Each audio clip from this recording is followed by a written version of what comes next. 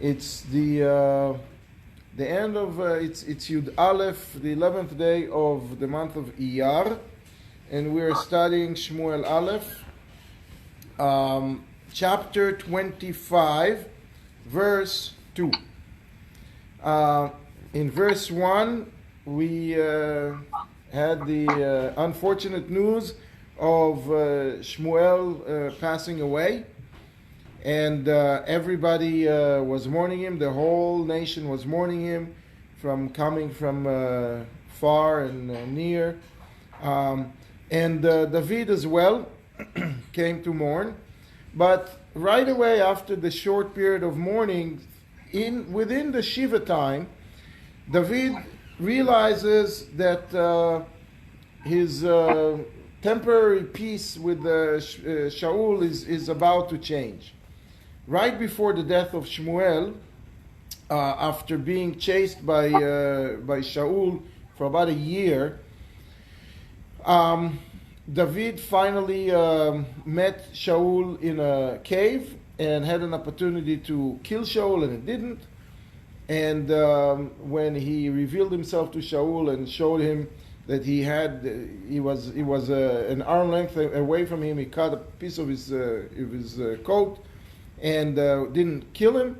Shaul broke down and realized that David doesn't have any ill feelings in his heart towards Shaul, and therefore have nothing to worry about. And he promised him, he called him my son, and David called him my father, and he realized that he doesn't need to chase him and to kill him. But then Shmuel passed away, and David realized that there is a possibility, because of the instability of Shaul's character at the moment, that he will return to his old ways and start chasing him again. And the reason for it would be that both Shaul and David knew that David was anointed by Shmuel to be the successor, the next king.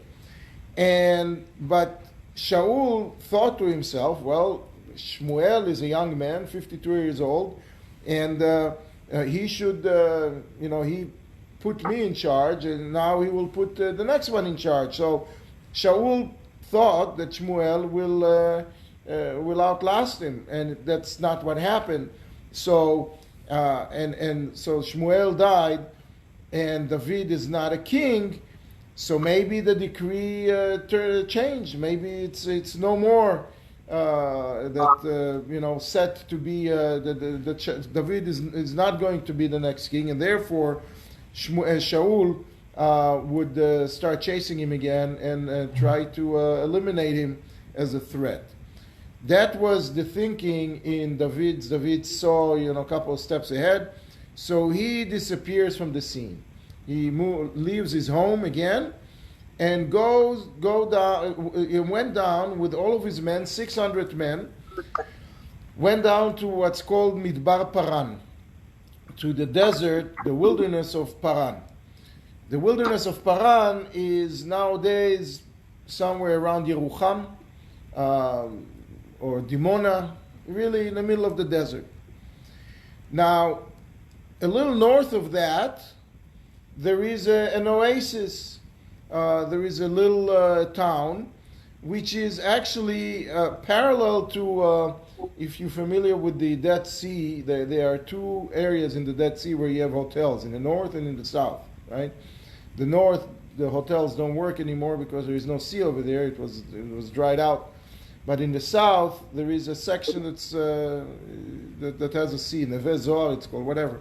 Anyway, so parallel to that, go straight west from that, there is a place called Ma'on, okay? And that is where our story resumes. So David was wandering in the desert south of that area, but south of that area in the desert, there is nothing growing. There is no food, and he has 600 men with him. That's a lot of people to feed when you have no food. So he was trying to find a solution for it. So the solution came in a form of a person who is very, very rich, and that brings us to the second verse of chapter 25. Ve'ish b'ma'on u'ma'aseu beKarmel. There was a person in the city of Ma'on who ma'aseu beKarmel, but Ma'on was one area, Carmel was a town next door. Not the Carmel that we all know, the Mount Carmel in Haifa, different. It's very much south, very much near the area of Yam HaMelach. Ma'aseu b'ma'on. So what did this man had? Ve'ish gadol me'od. He was a very big man. He was big in many, many ways, in many, including money, and probably physically, and probably a lot of other. He was a very successful individual. ולא צאן 3,100 עזים ויהי בגזוז את צאנו בכרמל. So he was he had a lot of cattle, he had a lot of sheep and goats, 3,000 sheep and 1,000 goats. And מעשהו בכרמל means that he didn't just make money off the, slaughtering the sheep. He made money off the wool, that he sheared of the sheep. And that's called Maaseo Bakarmel. He had a factory, a mill or a looming factory that he used his cattle, his son, his sheep, to produce the wool, and that's how he made a lot of money. Now, this gentleman, his name was Naval, we'll see in a second. This man was a seventh cousin of David. If you recall, at the end of Megillat Ruth, there is a lineage of David. So it lists over there 10 generations of David from Yehuda. So the first one is Peretz, the son of Yehuda. And Peretz holid et Chetzron, gave birth to Chetzron. And Chetzron gave birth to Ram. And then he continues another 7 generations or 6 generations to get to David. This Ram had a brother. His name was Kluvi or Kalev. Some say it was the same person as Kalev ben Yefuneh. Kalev ben Yefuneh was one of the spies, right? Was one of the confidants of, he married Miriam at one point. But some say it was a different Kalev. In any event, he was a relative of David. And as such, they knew each other very well. Seventh cousin, don't you know your seventh cousin? Once removed. So in those days, it was much more common to know a seventh cousin because people did not marry outside of the tribe. So you really had only your cousins, and you had to pick and choose from the cousins to marry. But he was from the tribe of Yehuda. And he was, that location where he had the meal and he had the shearing was about exactly half a day walk from where David was hanging around in the desert. Now, on that day, he was this rich man who was very big and was very successful. He was celebrating was a shearing festival. Okay? The shearing festival is something that's being done till this very day, I guess, by when you shear the sheep, and that's usually happening right before Shavuos. That's the the season for it in right before the heat of the summer. You shear the animals so they don't have a very good coat to wear throughout the summer.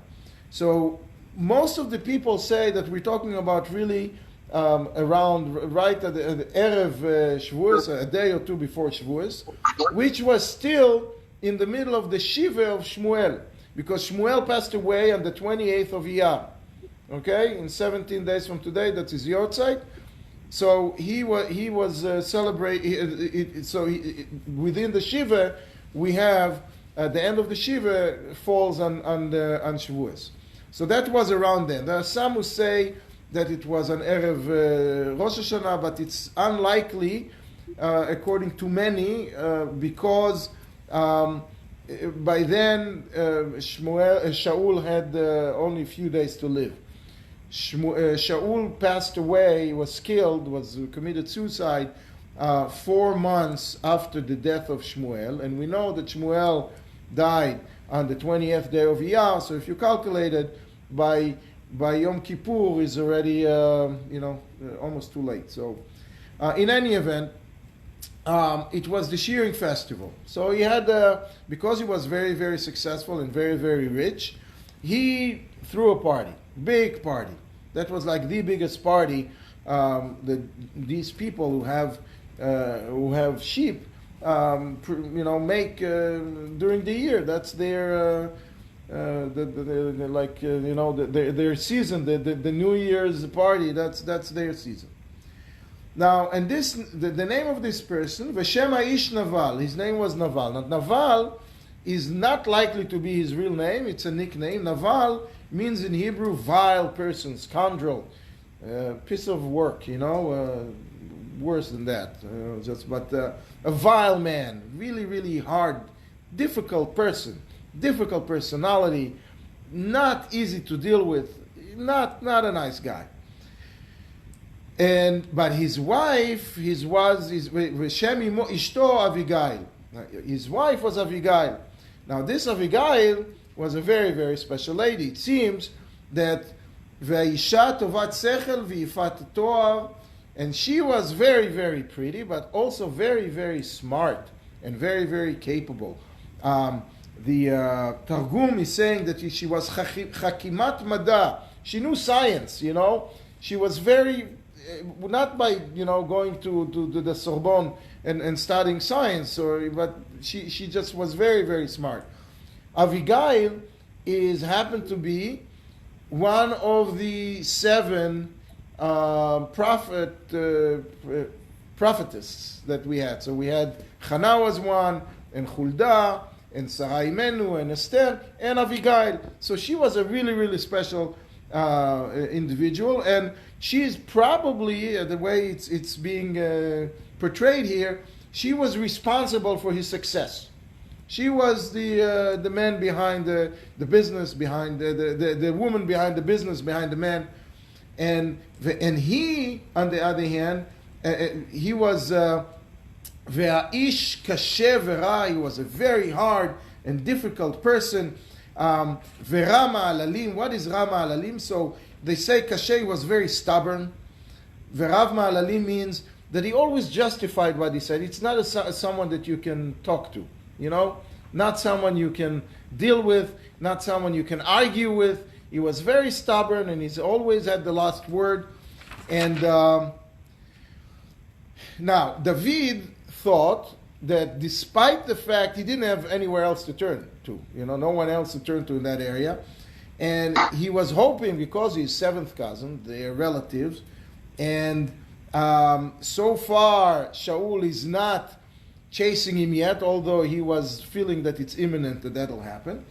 He was hoping that this Naval guy is going to help him out, and it was very hard for him to approach him and to be nice to this guy and to beg basically for food, and because the guy was so strong and rich. He thought, and he caught him on a good day, because that was a shearing festival, like the best time of the year. He thought, maybe, let me try my luck. Even though people from my tribe, from the tribe of Judah, they didn't support David all that much. They were very much behind Shaul, and didn't really think that David, because David had in his lineage, he came from the Moabite Ruth, and they didn't feel that they didn't believe he's really fully Jewish for a while. But anyway, so David, he thought that this he will have some luck, so he went for it. וישמע דוד במדבר כי גוזז נבל את צאנו. So David heard that Naval is now performing the shearing festival. He's shearing the sheep, and he knew that this is where he's raking it in, and it was a good season. So he felt, maybe the guy will have a good. I'll catch him in a good mood, and he will help me. So what does David do? וישלח דוד 10 נערים. He doesn't send 1 or 2. He sent 10 boys. Okay? He sent 10 boys for 2 reasons.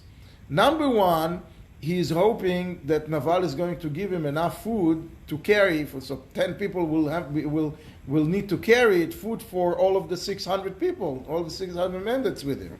So you can't just send one guy with a ShopRite bag and bring me some food. So he sent 10 kids, 10 boys. And another reason is he wanted to show a show of force. He wanted to walk in with, okay, we are here, we are a unit. 10 men is a unit in some armies. And he felt that maybe that will scare him a little bit, and he will yield. Now, David is instructing the boys exactly what to say and exactly how to say it. How to pronounce every word. We will see. It's unbelievable how precise he was. He wanted to be so exact and so positive that he trained the kids to say exactly what he wanted them to say. So he told them as follows: Alu Carmela, go to that city of Carmel, that section where he was, that settlement, as they like to call those cities in that place now. Ubatem el Naval, and you arrived, come to Naval. V'sha'altem lo bishmi l'shalom. And the first thing that you should do is you should ask him, how is he doing? Give him a grease, as they say. Give him a regards in my name. So right away, use my name, like tell them basically tell them I sent you, and maybe that will ease the his pain to give, because he was not a giving person. He was not one of those who would open his checkbooks. Va'amartem kol echai. And then you should tell him, after you mention my name, you should tell him kol echai. You should bless him. Kol echai means, so will be your luck for next year. Kol echai, whatever you're doing right now, like the festival and the success that you're experiencing now, should be for next year as well. So he's right away smearing him and trying to, imagine going to like the worst person and trying to ask him to beg for your life or for something to eat. And then he gave him 3 blessings. Ve'ata shalom, you should have peace. Uvetcha shalom, and your household should have peace. V'chol asher lecha shalom, and everything that you own, it will be a lot of luck in your possessions. Now, this sentence, sort of as an aside, but not really as an aside, this sentence is mentioned in the Gemara in a very interesting connotation. This sentence is mentioned in the Gemara when it comes for dreams. There is in Masechet Brachot, there is a section that talks about what should a person do when they have a bad dream.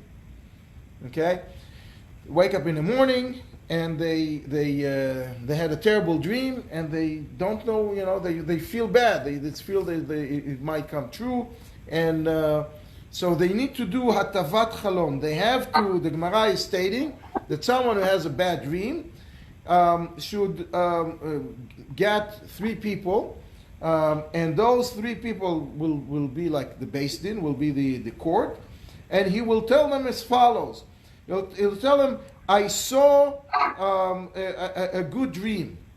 Not even saying a bad dream. I saw a good dream. And they should say, yes, it was good, it was good, it was made be good.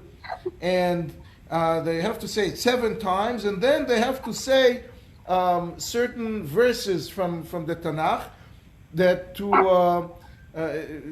will basically, if it's like a prayer that the dream will turn to good even if it's not. And the last, they're saying 3 this and 3 that and 3 the other, and the last 3 is 3 shlomot, 3 verses that are mentioning shalom. Shalom is peace, shalom is good, So he's mentioning this v'amartem kol echai v'ata shalom v'betcha shalom kol asher lecha shalom. So this is a verse that's mentioned when someone feels bad, when someone has some sort of a difficulty, something on their mind. This is a verse to say. So David now is saying it because that's how he feels. He feels like he's waking up from a bad dream. He feels like, he just was running away for a year and just made peace with Shaul, and Shmuel, his,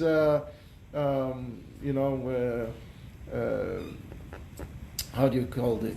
What? No, Shmuel was who was sort of keeping him alive with his prayers. Is gone now. So, and here he goes. He finds himself in the desert begging for this guy. It's funny that Kol Echai and V'ata Shalom V'betcha Shalom V'chol Asher Lecha Shalom is a verse that's being used nowadays in songs. It's being used even the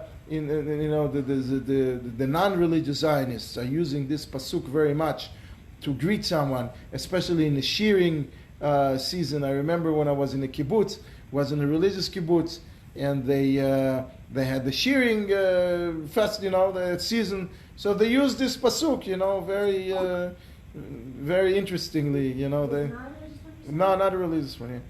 Anyway, so. And then he tells the boys to continue and tell Naval, ואתה שמעתי כי גוזזים לך ואתה הרואים אשר לך היו עמנו לא החלמנו ולא נפקד להם מאומה כל ימי אותם בכרמל. So it's a very strange way of saying it. ואתה שמענו כי גוזזים לך אתה רואים אשר. If you read in English, I hear that you are now doing your shearing, as you know, your shepherds have been with us. And what is he saying here? He's saying very simply, listen, I'm coming to you and I'm begging for food, but you have to give it to me because I earned it. Because we basically provided security this whole time that I was running around and I was in this part of the country. We provided security for your shepherds, because it was very common in the desert. So, the edges of the desert, they needed to. They couldn't. That's where they grew the sheep, and all kinds of bandits, usually Philistines, would come, or Amalekites would come, and at the edge of town they will capture the sheep and will take them and will kill and will slaughter. So now that David and his 600 men was wandering around over there, they provided security. So now he's telling him, yeah, you're good, and shalom, and how you doing, and God bless you, and you should have it next year, but you should know, you have to give us, because we hear that those shepherds who are very, very successful this year suddenly, that they were with us, around us all this time. Now, it's very common for an army, especially an army that's made out of, if you recall, the 600 people that were with David were not, MBA graduates. They're not. There were people that most of them were outcasts, people who ran away from society, people who didn't really fit in. And here David, they heard that David is running away from the king. Okay, I'm also running away from the king. The IRS is after me. So they were not nice, necessarily fine bunch of people. He made them better. He improved them greatly. But they on their own, they were not. They're also, but some sort of bandits who were working under, going after him, behind David. Now, when you meet 600 of those people in the desert and they're hungry, and you have, sheep and you have food and you have it's very easily can turn into, okay, just go and say thank you that we left you alive, And they didn't do it. All this time they didn't do it. David did not let them, insult people or harass people. So those shepherds of this Naval guy were very safe and secure around the militia that David created around him. And nothing was lost to those. They didn't lose anything. They no harassment. They didn't have to pay anything, no protection, nothing. Sh'al et na'arecha, you should ask your kids. David is instructing his boys to tell Naval that he should ask his boys, and they will tell you, v'yagidu lecha, and they will tell you how good we were to them. V'yimatzu hane'arim chen be'enecha, and they will find favor in your eyes. Ki al yom tov banu, because we are, besides the fact that we deserve it, it's a good day for you. Now, it says here, and this is why I mentioned before that he trained them to say whatever they said exactly the right way with the right words. He says, Ki al yom tov banu, that we came on a good day, on a yom tov. Now, how do you spell the word we came? Bet aleph nun vav, right? Here we see, and they knew very much how to pronounce it. It's not banu with an aleph, it's banu, in us. The word banu without aleph means in us, meaning that we came for our purpose. You think that it's a good day for you. It's a good day for us. It's a Yom Tov for us. What do you mean it's a Yom Tov for us? If you recall, we said it was Erev Shavuos. And Shavuos, there is a requirement to celebrate. And you need food for that, to celebrate. You can't really celebrate without a good Kiddush club, right? Although we didn't have a Kiddush club for the past 2 months, or a month and a half. But, in those days, you needed a Kiddush club. So they came to him and say, it's a Yom Tov. We are coming upon a Yom Tov, and we deserve it. And we came to you, and it's also a Yom Tov for you. So the way they formed the word, the way they pronounced the word, was to make him feel that it's yours, but it's really our Yom Tov coming. So you better give us something so we can celebrate Yom Tov properly. Na et asher timtza. Now they're not asking for a specific thing. They're not asking for him to give them, all of his food or all of his party. Whatever you can scrap around, whatever you can find. Et asher timtza yadcha le'avadecha. Just give whatever you can. Ulebincha leDavid. And again, sort of drop names. They threw the name David, and they call him your son. Again, with the idea of showing closeness. Your son David, as if David is his son. He's a seventh cousin, and they never probably saw him that much. But they wanted to create that feeling. So they do exactly as David said. ויבואו נערי דוד וידברו אל נבל ככל הדברים האלה בשם דוד וינוחו. So they came and they spoke, and when they arrived in the middle of the festival, in the middle of the party. So וינוחו, and they rested. Now, they rested, and so from this pasuk, it's mentioned several in couple of Gemarot in a very interesting way. The first thing that they say that the Gemara said. The Gemara in Rosh Hashanah is mentioning this pasuk and saying as follows. I'm going to have now a spoiler alert.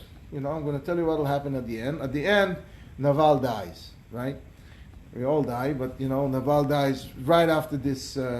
After he refuses to give the food and all, he dies. But he doesn't die immediately, and he doesn't die in the hands of David. He dies natural causes. He just get a heart attack, and it happened exactly 10 days after this event. After he refused and didn't give the food to David, he dies 10 days later. So the Gemara is asking why he was so bad. He was such a acting in such a vile and disgusting way. Why did God wait 10 days to kill him? Because of this pasuk. Because when the people came and they rested, he gave them like 10, the ability to, there were 10 kids, right? So the kids came and they all had a little bit of water. One sip of water. So because of one sip of water that he gave to 10 kids, so that's 10 sips of water, that was enough of a merit for God to keep him alive for 10 days. So it comes really to tell us very much the importance and the strength of tzedakah, of doing chesed, of doing charitable work. You give something, kechol Hashem, to anything that you find. You give something that you don't even need to someone else. It goes a long way in terms of keeping your merits up and keeping yourself alive. So this is one thing that's being learned from this pasuk. Another thing, again, it's very strange how it's such an innocent pasuk. They came and they told him and they rested. We learn a whole bunch of things from. We learn another thing from it. What do we learn? There is a Mishnah in Masechet Eruvin. And the Mishnah is talking, what is Eruvin? Eruvin is the din of Eruv, of make the ability to carry on Shabbos, right? We need to make an Eruv. And how does Eruv work? We make what's called a fence around the town, but we still have our own homes. So we are participating in one meal that's sitting in shul, in a public place. So if you ever visit the shul again, there is in the hallway where you have the shawls, the talitot, on the top shelf there is the eruv. There are 5 pounds of matzah that we put on Erev Pesach, and it sits there from Erev Pesach to Erev Pesach, and this is a meal that's available to anybody in the community. So, and the shul is a public place, so everybody can get there, and it's not locked. It's so it's a meal that we all participated in, and that is what makes the whole area inside the eruv one domain. So we can carry, because we are within the same domain. It's called Eruv Chatzerot. Anyway, the Mishnah is stating who does not need to follow this Eruv Chatzerot, who doesn't need to do it. So there are 4 things that soldiers that have a camp don't have to do. First of all, they can collect wood, firewood, from anywhere, even though it can belong to someone, but because they are soldiers on duty, they can, it's the responsibility of the community, so they can collect firewood anywhere, from whatever they find. And also, they don't have to wash hands. They don't have to wash their hands before the meal, because it's if you're a soldier and you're running around, you don't have necessarily water available, and so they don't have to do netilat yadayim before they eat bread. And dmai, which is, it's not for now, and eruv. They don't have to do eruv, so they can they can carry their food or possessions, whatever is not muktzeh, from tent to tent within the camp. because that's the way, that's the easement that the rabbis gave a camp of soldiers. Now, and they say, how many people is considered a camp? Some say 2, some say 5. And there is an opinion that it's 10, because these are the 10 people, Vayanuchu, they were camping, and there were 10 of them, 10 boys.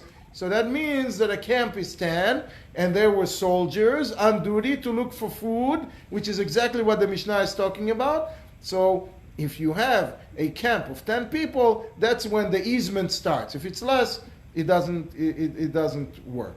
That is the Gemara in Yerushalmi learned this from this pasuk. Anyway, moving on. So they begged. They were very precise in their request. And this Vaya'an Naval. Ya'an is a word that always represents strong, strong response. Not nice. He answered with a not in a nice way. Vaya'an Naval et Avdei David. He told him, well, mi David u mi ben Ishai. Who is David? As if he doesn't know him. He's his cousin. Who is David? And who is Ben Ishai? And this guy is not even he's not even a son of a Jewish coming from a Jewish woman. He's just the son of Ishai, but he's not legitimate. He's not legitimate. And they all knew. They all were aware of the fact that Shmuel set him to be the next king, but they also knew that Shmuel died and he's not the king now. So that really reduced their respect for Shmuel a great deal, and for David a great deal. And so, and this Naval, who didn't have much of a shame and much of a heart, just said it openly. Who are you? Hayom rabu avadim hamitpartzim ish mipnei adonav. And he was talking not only about David, he was talking about all of the militia, all of the people that were surrounding David. You're all people who ran away. You all, on the IRS, most wanted list. You all slaves who didn't work out your obligations, and you ran away from your masters. And who, I'm not going to take care of you. Who do you think you are? Now, David was ready to let him go and not to push him hard if he would say that I don't want to get involved with you because I'm afraid of Shaul. Shaul is the king. Shaul is not really an easy person to deal with. The last people who helped you, David, in Nov, were wiped out, were killed by Shaul as a retaliation for helping you. I don't want to help you, leave me alone. Had he said that, David wouldn't have had any answer. He could have offered him protection, but you can't really, if you have 600 men, and we know that the best unit of Shaul had 3,000 men, and he had another 200,000 behind it. You can't really win a war, that easily. So David would have yielded and left him, but he didn't say that. He said, "I just don't want to help you because who in the world are you?" Velakachti et lachmi, and I took my bread. I would take my bread, ve'et meimayin, my water. Now, if we pay attention before, he didn't want water. Water he had, he just needed food. So he's telling her, even water I'm not going to give you. Even though he did give them, and he lived 10 days extra for giving them and all of that. But now when they're asking openly to give them more supply, he says, I'm not going to give my bread and my water, ve'tifchati, and whatever I slaughtered here for the party, the party that I made. They're not asking him to give away all of the food for the party, all of the catering that he got, from Noah's Ark. He's asking them for whatever you can find, but he takes it and turns it around and talks very disgustingly. ונתתי לאנשים אשר לא ידעתי, and I'll give it to people I didn't know. Aim is a hammer that I don't even know where you come from. My goodness. I mean, how many times you can walk into a shul or into a community and nobody knows you and you get help. And here is very much pushing against it. Now, if you recall, we said a couple of times ago that we have the privilege of hearing directly from David what he thought about certain things on the spot, because David put together the book of Psalms, had 150 different songs, and he basically told us what he felt almost every step of the way. So here we have chapter 109 is a very strong chapter, and he was composing it exactly at that moment. And that chapter, there is a phrase that is very, very strong. It says, "Yichach ito la'achit b'dor acher yimach shmam." Yimach shmam is a word that if your name will, the name will be erased, right? Yimach shmam. When you talk about Hitler, you say Yimach shmo, right? His name may be erased. And when you talk about Haman, Yimach shmo. We're not talking about amongst ourselves talking that way. But this phrase, David is saying the person, his name is going to be erased. Who? He says, "Yan asher lo zachar asot chesed v'yirdof ishani ve'evyon v'nechel levam." Because he says again the word Yan, which is to help us connect the two events. We said here Yan, right? Naval was saying Yan, right? He was answering back the boys. So, who is name's going to be erased, says David in chapter 109? He who does not do chesed, he who does not do charity, he who does not help a person who is poor and doesn't have anything, and they chasing him away. That person his name is going to be erased. And in chapter 109, verse 16. Verse 16. Yan asher lo zachar asot, right? So that's where the connection is to this particular event. So David was really very, very upset at the fact that he did not only he didn't give him food, that's like, and he didn't so much care about his respect, about his honor. He cared about the guy, have 10 kids who need some food, and tell them that they have more people who need food behind them. Just give us something, and he throw them out of the house basically. So they were very upset. Vayafchu na'arei David ledarkam. Vayafchu. They turned. What do you mean they turned? They ran as quickly as they can. They were furious. They were upset, and they're not going to take it anymore. And they ran back to David very quickly. So in one day, that's why we know the distance, because in one day they went there, they rested a little bit, and they came back, all in one day. So the distance between where David was and where Naval was half a day away. So they came, and it's time to finish. I don't know if the rabbi is here yet. Is he? He is? Yes. How you doing? So we'll continue next time with what David do is a response to this kind of event. Thank you. Thank you, Dor.